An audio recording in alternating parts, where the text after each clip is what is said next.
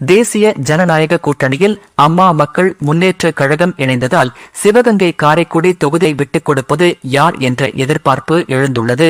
தமிழகத்தில் சட்டப்பேரவை தேர்தலுக்காக அரசியல் கட்சிகள் தயாராகி வருகின்றன.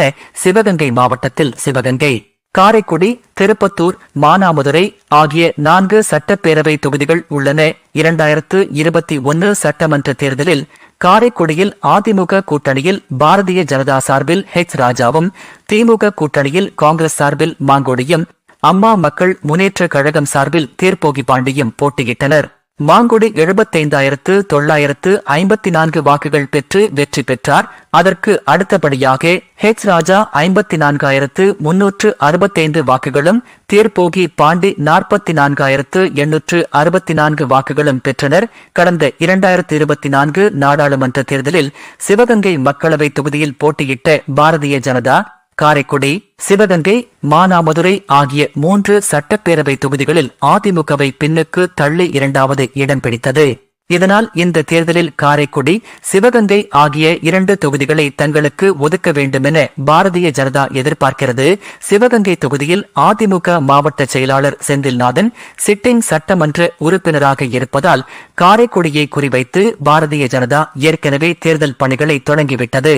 அதே சமயத்தில் கடந்த மாதம் தேவகோட்டை வந்த டிடிவி தினகரன் இந்த முறை கட்டாயம் காரைக்குடியில் அம்மா மக்கள் முன்னேற்ற கழகம் சார்பில் தேர்போகி பாண்டி வேட்பாளராக நிறுத்தப்படுவார் என அறிவித்தார். இந்நிலையில் அதிமுக, பாரதிய ஜனதா அங்கம் வகிக்கும் தேசிய ஜனநாயக கூட்டணியில் அம்மா மக்கள் முன்னேற்ற கழகம் இணைந்துள்ளது.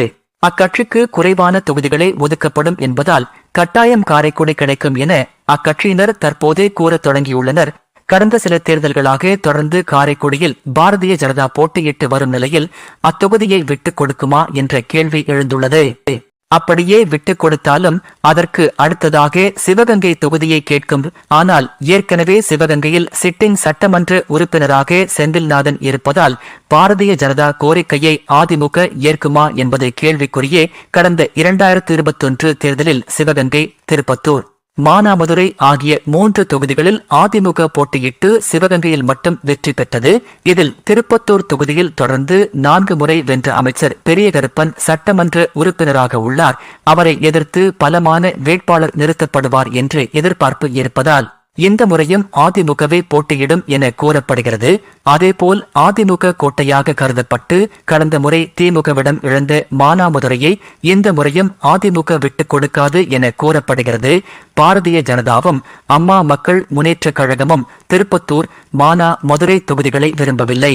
இதனால் காரைக்குடி, சிவகங்கையை கூட்டணி கட்சிகளுக்கு விட்டுக் கொடுத்துவிட்டு மானாமதுரை, திருப்பத்தூர் ஆகிய 2 தொகுதிகளில் மட்டும் அதிமுக போட்டியிடுமா என்ற கேள்வி எழுந்துள்ளது. தாங்கள் வெற்றி பெற்ற சிவகங்கை தொகுதியை சிட்டிங் சட்டமன்ற உறுப்பினர் செந்தில்நாதனோ அதிமுகவோ கூட்டணி கட்சிகளுக்கு விட்டுக் கொடுப்பார்களா என்ற கேள்வி சம்பந்தப்பட்ட கட்சியினர்